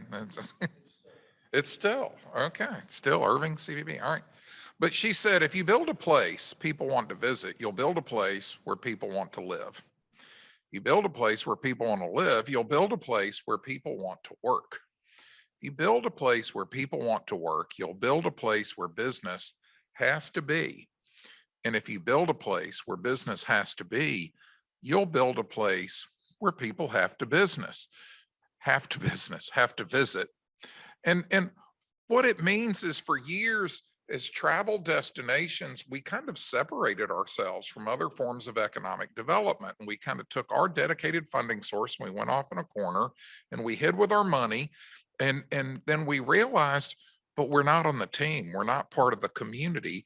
And it's very important that residents appreciate what we do, that residents welcome our visitors, and that residents don't tell our visitors that it's a boring place with nothing to do. We need to engage everybody, our elected officials, other forms of economic development. And so that becomes our job on a daily basis, not just engaging with visitors, but engaging with our internal customers, those local leaders. So I'm a road warrior, as I said. These are some of the places that I've worked and been over the last 25 years. I get around, I see a lot. And there's recently been a study. Last summer, they did a study that identified a lot of the issues that I see in my travels as I run around the country. They did a future study and they went out and they interviewed destination leaders all over the world. They had 706 leaders from 50 countries who responded in this future study, and they identified 15 top trends. There will be a test in 5 minutes on these 15 trends. And so I hope you're all speed readers. But the ones I want to point out to you are these. One, greater industry, community, and government alignment is driving destination competitiveness and brand. It's exactly what Mara Gast said 10 years ago, that we have to be not just a place to visit, but a great place to live and work. Number 6, travelers are seeking more personal enrichment and well-being. So when they come in and see you on the front line, when you were talking to travelers, you have to think that it's not just that they want to ride a roller coaster, that you have to realize that people want experiences that make them feel better about themselves. And remember how we said earlier about being therapists? It's the same kind of thing. We have to make sure we connect people. Number 10, I feel like David Letterman with his famous lists, the top 10. Number 10, travelers want assurances of high standards of cleanliness and hygiene. Wow, did you not hear that in the last session from the guys? That they have expectations and they expect it to be clean. And that becomes really important when you start thinking about some of our best local, unique dining places could easily appear to not be, because they're good old family owned out in the country, good old places where you get good stuff.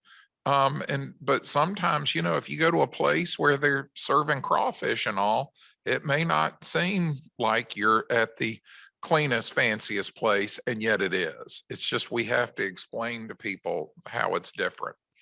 Number 14, greater demand for more dynamic outdoor experiences. These days, everybody wants to get out on a trail. They want to get on a bike. They want to go for a walk.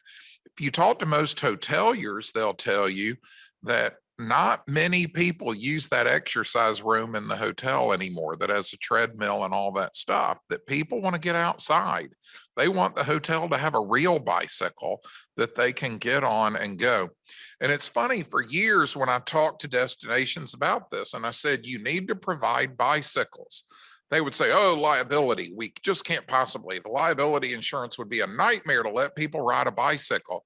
well, would somebody please explain to me how bars have axe throwing? Because if there's a liability situation, drunk people throwing axes has got to be a little more dangerous than a sober person in the middle of the day getting on a bicycle.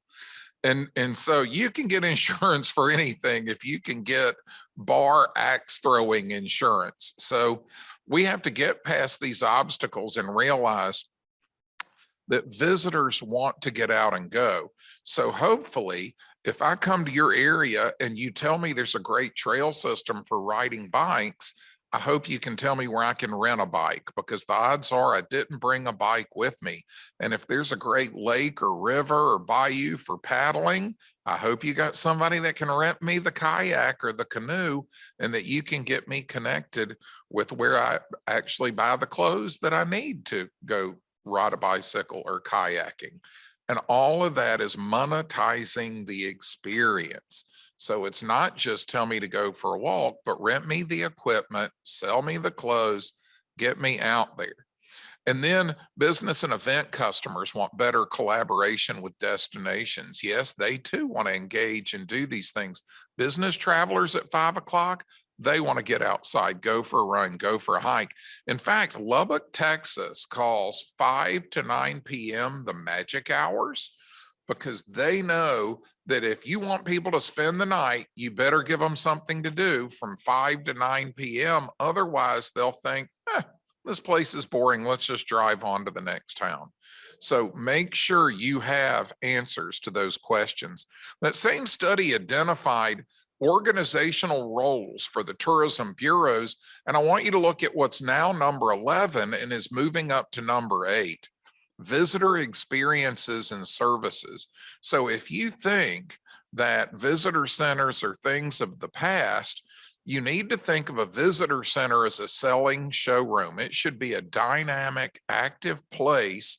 In fact, in Asheville, North Carolina, they set up their visitor center almost like baggage claim in an airport, where they put in counters so that all the different people who rent kayaks and bicycles and segways and do tours, etc., they all have a little office in there, so that the visitor center is actually a booking center. In fact, if you go up to Natchez, their visitor center was set up that way, with windows where you could go up and book tickets and tours and experiences and things. So we have to think of a visitor center should not be politically correct, where they say, well, we can't recommend one over the other. The visitor wants you to sell and answer their questions and tell them.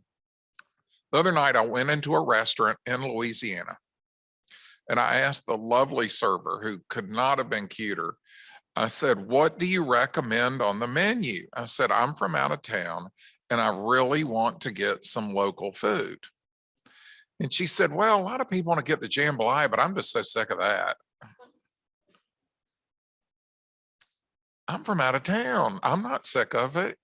Please don't tell me you're sick of the fabulous food here, and it's like, I know that was her gut personal instinct, and I asked for her opinion, but should she have really given me her personal opinion, or should she have said, jambalaya is a classic Louisiana dish and you really ought to try it?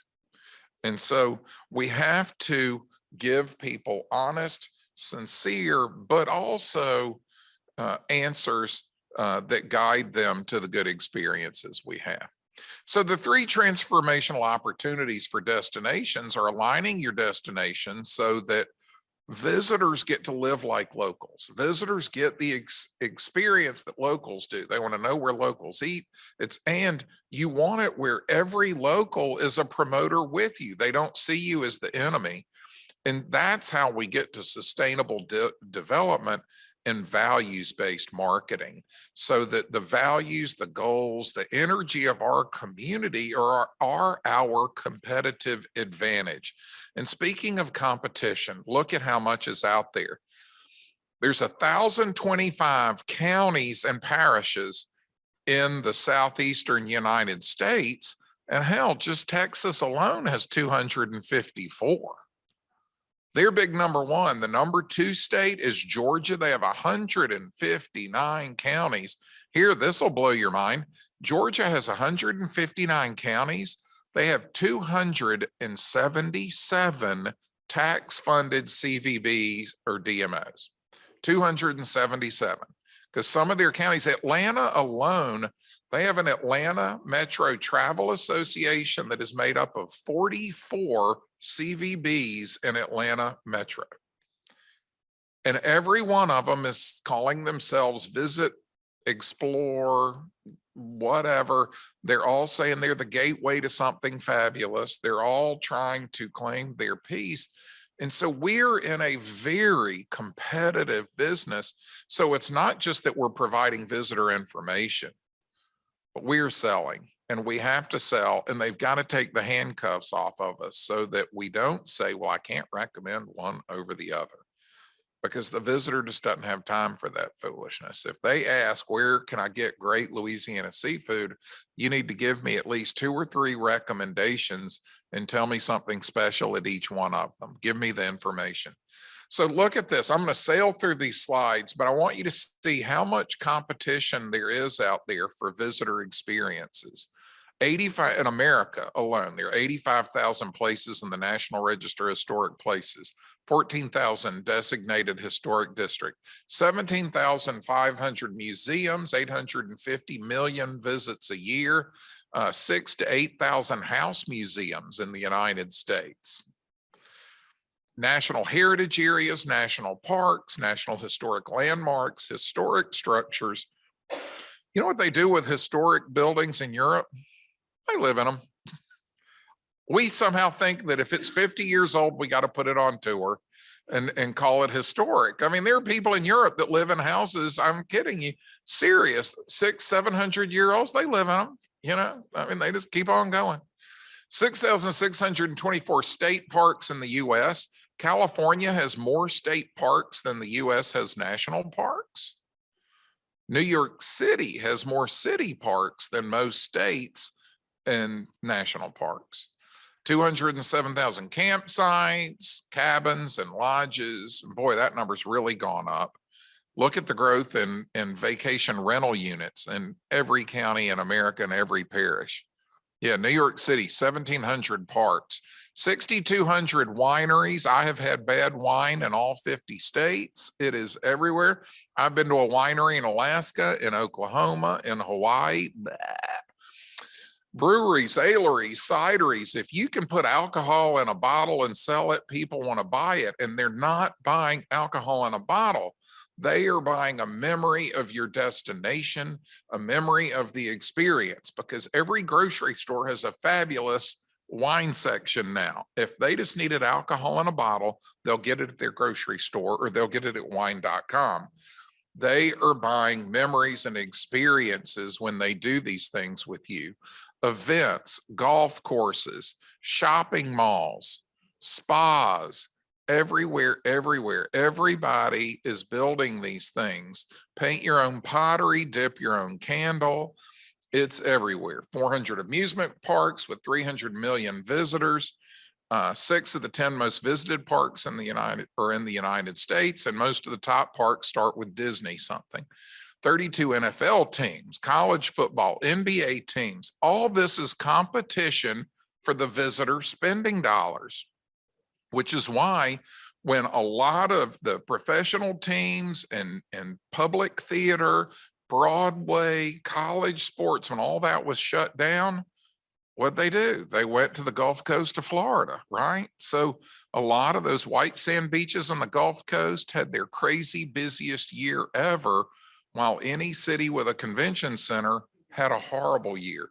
And there's even, I mean, there was a Stanley Cup winning team in North Carolina called the Hurricanes. Now, when you have an ice hockey team named for a tropical storm, I mean, that's just something's wrong with that. NASCAR everywhere, to the point that NASCAR competes with itself. You know why they have multicolored seats that don't match at a NASCAR speedway? It's so that when the camera goes sailing by with the cars going 100 and some miles per hour, you don't notice that almost all the seats are empty. They can't sell out NASCAR. Charlotte Motor Speedway tore out 40,000 seats that hadn't sold in over a decade. And so they're all trying to figure out, they built so much, we're competing with ourselves. So right here in Louisiana, we have casino destinations that compete with each other. But, you know, Shreveport Bossier's always pulled from Dallas Fort Worth market, and Lake Charles is always pulled from Houston market. Are they really competing with them? Or what about Tunica and all the Mississippi River casinos? And then we're worried about them. And then along comes Oklahoma. And Oklahoma casinos just took a lot of business out of Louisiana up into Oklahoma. Almost Dallas people can get up to Oklahoma to their casinos. And they've done a lot of damage to all the event facilities across Oklahoma that can't compete with their casinos. So we keep building competition, and look at all the places in America. And this is old. I need to update this map, but you can go to the World Casino Directory online and just look at all the casinos, horse tracks, greyhound tracks. There is so much gaming and betting in every state. It is everywhere. Competition, competition. So even within your communities, these are lodging segmentation reports from 2 communities in South Louisiana. Look how one of them has tons, 69% individual business transient travelers, and the other community has 43% business travelers. One community is 24% group conference meeting, or no, it's 27%, 28%, while the other community is 16%. And then look at individual leisure, 12% versus 24%. So you can have 2 communities side by side that have very different visitor experiences. This is why you have to know your community, you have to know your customers, and you have to know the experiences that they're interested in. And that's what you are connecting. Because selling, this is an old IBM adage. When I was learning sales back in the 90s, I took an IBM sales course, and they always said, if somebody walks up and says, oh, let's talk about my gray pants again. If somebody comes up and says, I want a pair of gray pants, and you hand them a pair of gray pants, did you really sell them anything? Or did you just ring up an order, right? You just made a transaction. But if I come in to get a pair of gray pants and you convince me to buy the blazer, the shirts, the belt, the tie, now you're selling. So selling is overcoming objection and moving person on to experiences that they may have never expected that they wanted. So with that, I want to invite a friend of mine to come up here. Nelson Gum is a great friend to the state of Louisiana. Nelson is about half my age and hadn't been coming here very long, but he's learning it pretty quick. And Nelson's with AJR Media out of Texas. Y'all didn't rebrand as like Advertisica or something. You didn't make up a word for yourselves? No, we didn't. You know, if you were to ask anybody what Accenture is, nobody really knows what their history is, but they were called Arthur Anderson at one point in time. Exactly. So no, we did not rebrand. We're in the media business, and I am out of Texas. You know, this is an interesting subject. I go back to my early days in this business, and I was working for the Houston Convention Bureau, and I was on a flight coming from Newark, New Jersey into Houston. And sitting at that time, I flew in the back of the plane. Yeah.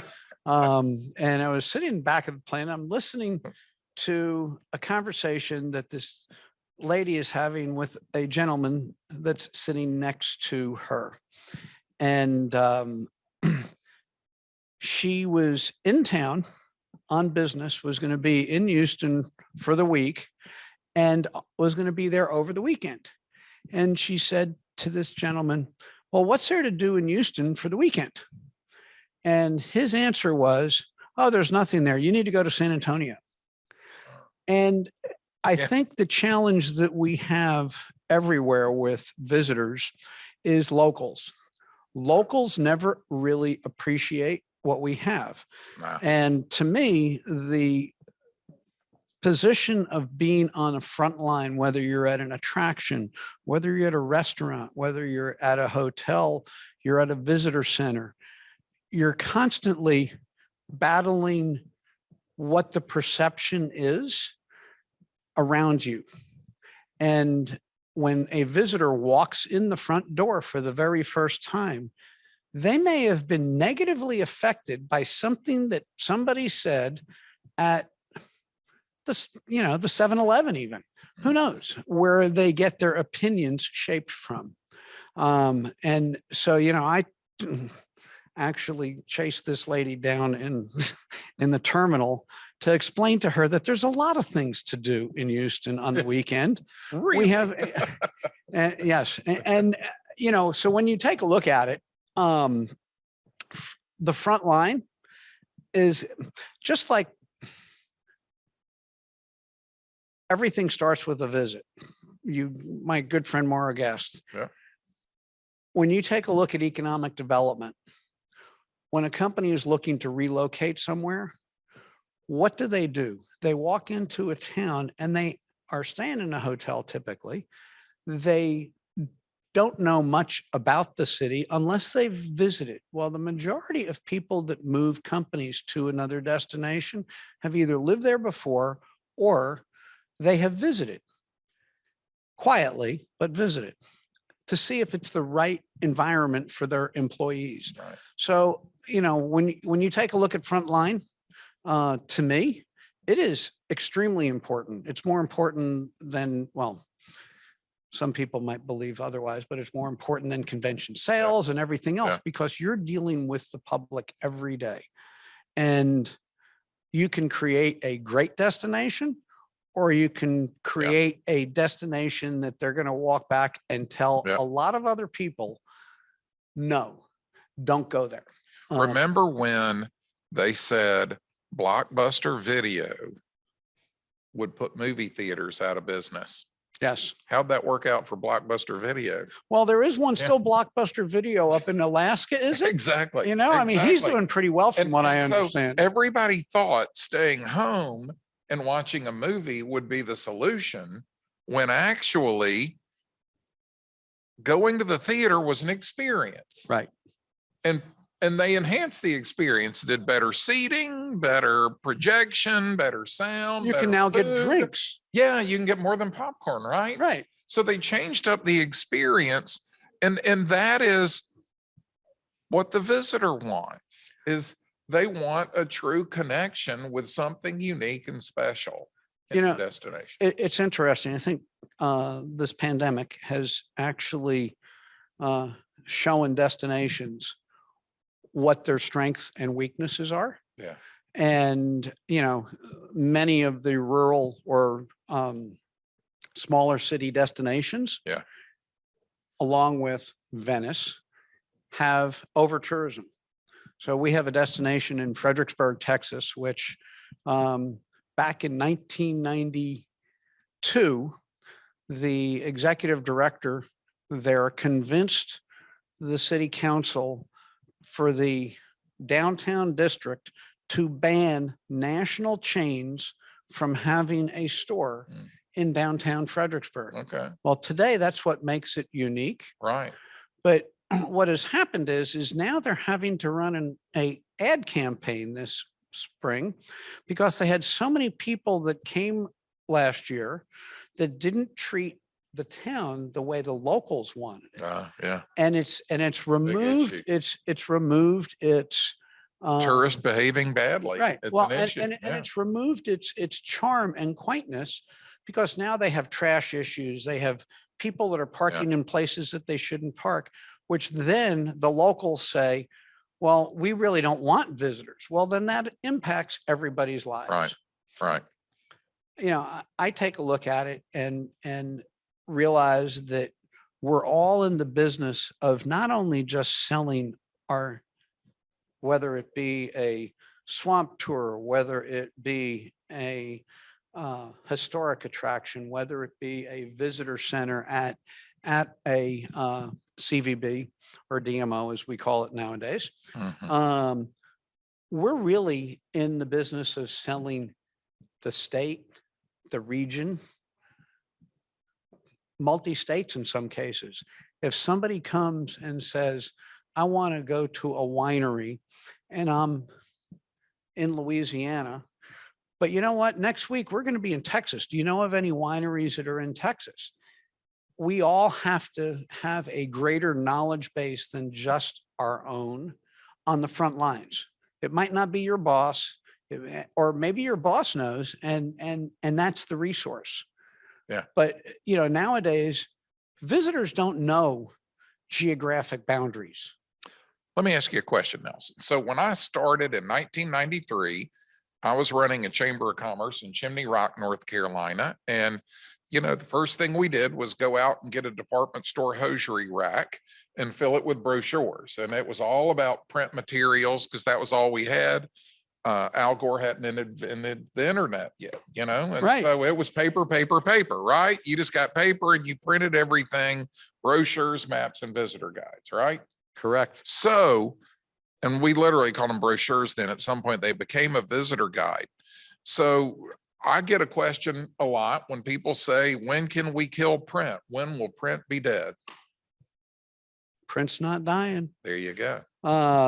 You know, it's interesting. There's a company that, there's a number of companies, but there's one that one of them that I follow called Destination Analysts.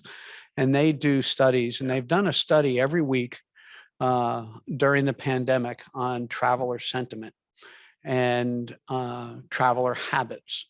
And one of the things in August of this past year, they determined that there was a significant increase in the use of visitor guides, printed visitor guides, not digital visitor guides, printed visitor guides, and maps. Yeah. And I've always said this, believe it or not, well, probably don't know this, but the pandemic killed it. I owned a map company in Houston. Oh, really? Yes. And that's because Houston is the size of Rhode Island. Yeah. Most people don't realize that. Yeah. And well, I don't have my phone. It's over there. Actually, isn't Rhode Island the size of There Houston? you go. Yeah. But if you were to take a look at it, try looking at Rhode Island on your handheld. It's impossible.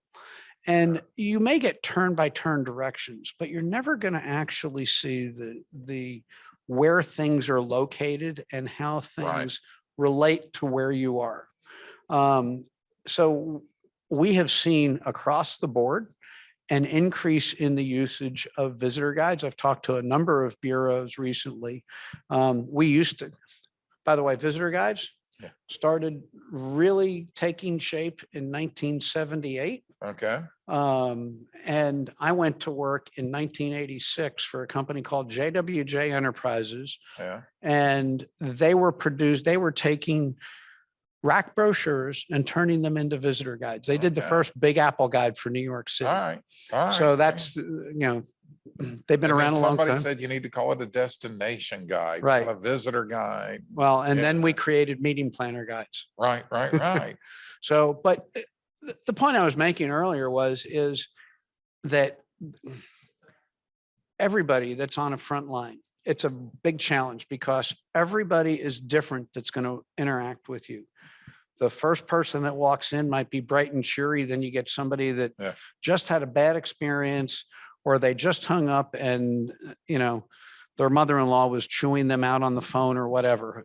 I mean, there's any number of things, but you're at the front line, and it's not the easiest of jobs, but it's one of the most important jobs, in my opinion. Yeah, absolutely. And, you know, it's funny when you're on the front line. I remember this constant battle. There's always that one local attraction that is so important to promote, but they'll only give you 50 guides at a time or 50 brochures at a time. It's like they're rationing them and they don't want to spend money on the print. And so it's like, and somehow you got to sell this place when they won't give you the darn materials to do it, you know? And well, and I think also you know, I don't know what happens in every destination here in Louisiana, but Louisiana has an excellent tourism camaraderie. It's not like that's probably not the right word, but close. where they are more interested in, they're interested in their business, but they're also interested in everybody around them because everybody is a friend. Yeah. That's the one beautiful thing about Louisiana. Friendship is very important here. And the other thing that I've always found interesting is, and you mentioned it, counties and parishes. Mhm. Louisiana is the only state that has parishes. Mhm. And it took me a while to figure that out. Most visitors that come here don't know what St. Landry's Parish is. All right. They think it's maybe a church because it starts with saint. Right. Right. It takes a while. And so there's a lot of different things that need to be overcome. But if So you don't have to just give directions, but Right. you have to give them a cultural education too. right, And help them understand, because you might think that they know that when you say parish, you're meaning a large geographical area, when they're thinking, I don't, you know. right. I came Yesterday, from as New much York as and I've I'm been there, Catholic. I had to ask the other day about shadows on the Tash and Tash. And I was like, and I said, is Tash like a bayou, or is it a specific, is it a noun? Is it the name of one, or, you know, what is it? And it's like, you people speak your own language down here, and you have to give us out of state guys the authority to not feel stupid, right? You know, Right. and it's like, you know, don't make us feel stupid because we don't know the terms and the phrases and things you're using. Know how to help us understand where you're sending us and what it is. You know, and it's interesting because you can turn that around. You know, I take a look at it, and somewhere a long time ago, I saw this when I was over here. I've been calling over in Louisiana for a very long time, and it was how to speak Louisiana Yeah. or Louisiana. I forget what it said, but it was just, you know, like a whole bunch of different terms. Yeah. You know, Yeah. what's Nutriground? Somebody told me about that, and it's Right. like, what in the world are you talking about? Right. You Right, know, right, is that an animal underground? Yeah. Yeah. Yeah. Anyway, Well, just last night, we were talking about the differences between North and South and Louisiana. And somebody said, well, South Louisiana is Catholic and North Louisiana is Protestant. And I was like, boing, you know, okay, that's interesting. And it affects the culture, the people, the accents. It's all, you know, in South Carolina, we always talk about there's the low country and the up country, because the low country is literally, there's a fall line where you literally go down to the coastal plain, if you will. And people down there think they invented everything, and that us upcountry people are unwashed hillbillies, you know, and it's funny. You go to like Charleston, and if somebody in Charleston says, "Where are you from?"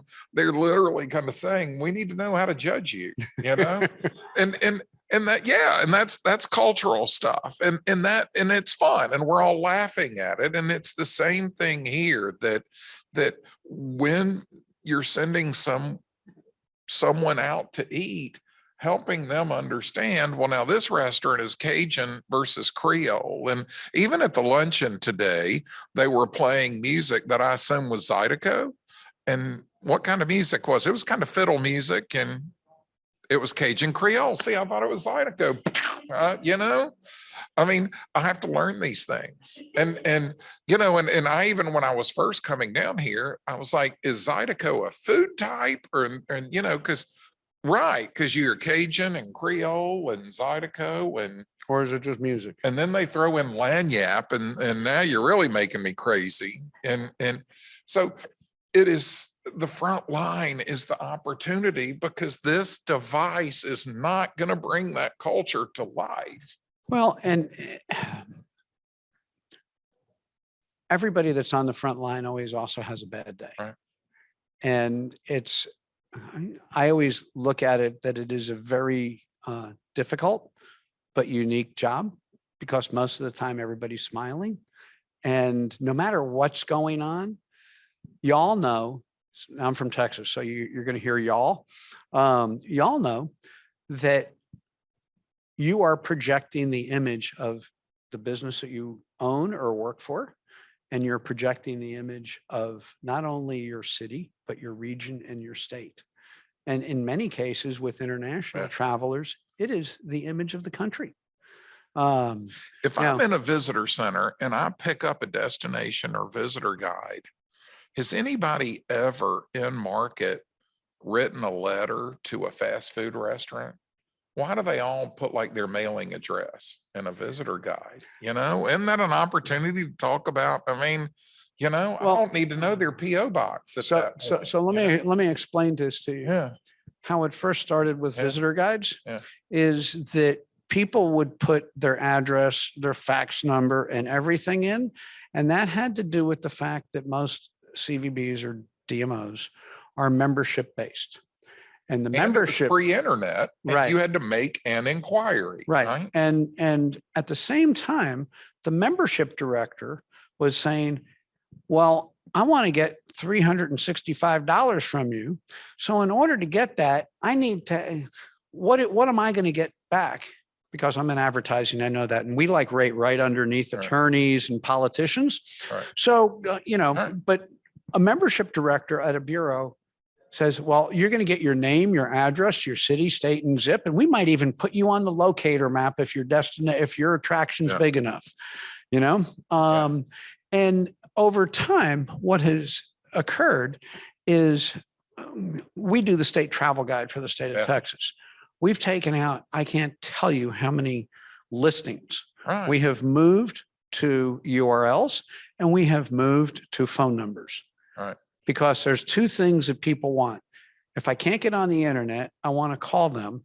But at the Right. same time, this is giving them a general idea, but we're writing more editorial about the experience. You mentioned experiences earlier.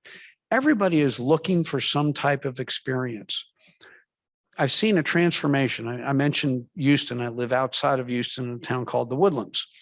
And in Houston, a few years ago, they made a concerted effort to create tours from the Bureau. Right. They are selling brewery tours, museum tours. They were one of the first cities that, City Pass went yeah. to Yeah. originally. And the Bureau now is in the tour business. Right.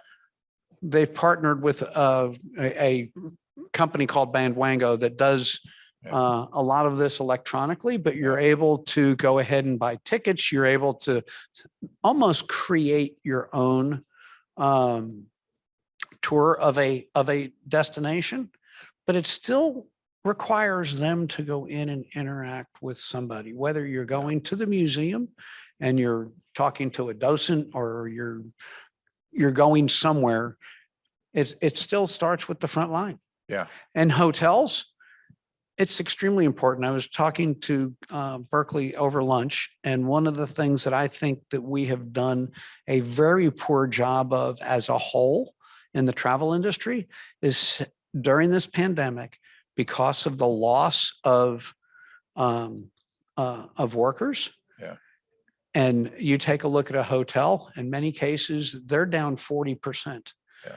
And we've done a poor job in setting expectations, both in restaurants and in hotels and in attractions. And you know, what's neat is you said that, and in the last session, you were in another meeting, you weren't in the last session, one of the hoteliers said that. And I was like, and he got it. He said, we are shooting ourselves in the foot every day that we need to let them know that we're short-staffed or why we're not doing daily towel service in the hotel. Right, right. Yeah. It's a And- human, and- it is a human situation we're in. And there's no real consistency either. Last night, I stayed at a Hilton Home 2 Suites here in Alexandria. I got in late last night. At the front door, side doors, everywhere it says, it is mandatory to wear a mask. Yeah. You walk in here and there's no signs about masks. Right. So the other thing that we're not consistent about is what is going on. And when you Yeah. take a look at people that, let's say, maybe come from the Northeast, Right. where, they are very vigilant, you are working to actually have to set expectations. So, Right. Right. It is absolutely so important. Wayne, how we doing? Are we good? All right. I want to end, and I don't want to end on a negative, but I Then do don't. want to say, as road warriors, you log more miles than I do. We're both out there all over the country. We see each other in conferences, kind of like another night, another show. Yeah. What are some of your pet peeves? I mean, and bad, and just one of mine is kind of throwaway expressions. And if I say, like, tell me about so-and-so plantation. Oh, that's one of our best kept secrets. That does not tell me what the experience is. And I always want to say, well, if it's such a secret, maybe you should keep it to yourself. And so, you know, and when people, or when, you know, what's the food like at that restaurant? Oh, it is so Louisiana. Is it seafood? Is it steak? Is it, you know, we have to, I think we get lazy and just in the expression we use, I think we get lazy. It's just easy to throw out an expression instead of remembering this person's not from here. This person doesn't speak the language. And you know, it's like I'm in a restaurant, they bring soup and I say to the server, I don't have a spoon for the soup. And they say, no problem. I'm like, no, actually it's a problem. Soup without a spoon is a problem, you know, unless you want me to pick up the bowl. And it's, we've just gotten so comfortable with saying no, for somehow no problem now means I'll handle it. So why don't we just say, I'll handle it, you know, we get just comfortable with They expressions. could say, bless your heart. No. Yeah. And I will say, in the South, and this is for all, and I'll throw Texas in, all of us, we are mumblers and lazy talkers. And Yankee ears don't understand us. And we want Yankee money. We want them to come down here. Sometimes we have to slow down and speak clearly. And the international market will return too. Yeah. And when that returns, if you really think there's a challenge, Absolutely. yeah. And you know what? I learned recently, Canadians are international. That actually came up. I was working with a destination in Florida and I was talking about international traveler. And one of the board members said, we don't have international people coming here. And I said, you realize Canada's another country? I think it's most companies, and we represent a very large media company in Canada. Yeah. Most companies, I don't care what entity it is, whether it's financial, technology, or travel, right. They view Canada as a domestic budget. Yeah. Yeah. So, They're but like our simple cousins up north, yeah, right? there we go. Except they can't come into the United States right now unless they're vaccinated, or we Oh, can't Lord, go yeah, there. yeah. They're still in lockdown right now. Yeah, So- absolutely. It's a different world out there. So I just think we all have to, and it goes back to what I was saying earlier, that it comes down to how we put on our attitude every morning. And we just can't, when we walk through that door, we're on. Even, you know, think about the housekeeper who clocked out, and in her mind, she was off duty, but she's still on property and she is still wearing the uniform. And, you know, and I've had to say this before. I was at a big tourism conference. We're down on the Gulf Coast. I think we're in Destin. And I'm sitting at a meeting and one of my colleagues posts a picture on Facebook of her beer on the pool deck. And she was in the swimming pool and she took a picture of the beer and she put it on Facebook and said, one of the things I love about working in the travel industry. This And this person is- doesn't work there anymore. This is in the middle of a work day. And I was like, "Ah!" And I ran outside and I said, take that picture down, take it down right now. And she said, why? And I said, because that is the worst perception of what we do in the travel industry. And she goes, I'm taking a day off to be here. I'm not on the clock. And I'm like, oh, there's no such thing. We're never in the eyes of the community, in the eyes of the people that live in that community. They know who you are and the organization you work for. And it doesn't matter if you're at church on Sunday morning or in a bar on Friday night, wherever you are that organization. You were there, even if you're out of uniform, 24/7, that is rubber stamped on you, is representing the tourism economy, representing your DMO, your hotel. I mean, you don't not become your job at 8 o'clock at night. I just wrote a hotel general manager because one of their staff actually told me, well, I'm not on the clock right now. I just got off. So you're going to have to wait until the next person shows up to help you. And I said, I just have a quick question. Right. And it's that thing. I will never stay at that hotel again. It's just, and it goes back to that it is Swindoll quote that it's like, we got to be in this and we have to work from the heart. Years ago, I'll end with this. I was leaving Tennessee coming into Alabama. What is it? Out of Chattanooga, you cut through to like Huntsville, I think. Right. And is that 59? I can't remember what interstate that is. But there was a state 59. welcome center there. And I was just checking out a state welcome center and I walk in. And I mean, before my right foot hit the welcome mat, this gal behind the counter goes, "Welcome to Alabama. Come on in. I want to see you over here." And as soon as I get over there, she gave me, I think, did they give out Coca-Cola? I think she gave me something to drink. I can't remember. I know Georgia's big on Coca-Cola and Florida's big on orange juice, but she gave me something to drink. She goes, "Now tell me what brings you to Alabama and let me help you plan your day." And I said, "Well, I'm here on business." And I made up a big lie. And I said, "Well, I'm here to work with schools. And so I'm going to be calling on a lot of the schools in the Huntsville area." And she goes, "Well, honey, how much time have you got before you get to Huntsville? It's about an hour drive from here." And I said, "Well, I don't have a meeting till tomorrow. I've got the afternoon free." And she goes, "Oh, we're going to have fun with you." And out comes the map. She turns it upside down and she goes, "We're taking you off that old boring interstate highway and you're going to see Alabama." She said, "First, I want you to drive up this road and I want you to get up and there's a pull out. When you get up here on your left, I want you to pull out on the side of the road and you're going to think, why did she send me there? There is nothing up there. But I'm telling you, you pull into that pull out and park, get out of your car and you go up and walk and there's a little walkway. And honey, you're going to look down and see one of the most beautiful waterfalls you have ever seen in your life. You're just going to love it." She goes, "But don't dawdle along because we got more fun coming." And then she got out that map again and she drew her line and she said, "I want you to go in this place and they are going to bring you cornbread in an iron skillet and put it on the table and it is slap your mama good." I mean, she was that so Cracker Barrel? No. It was, it was so amazing. And I mean, and she was just going, I mean, and she was planning my day and writing all this stuff down. It's like the way they do at AAA back in the old days with the triptychs and all of that.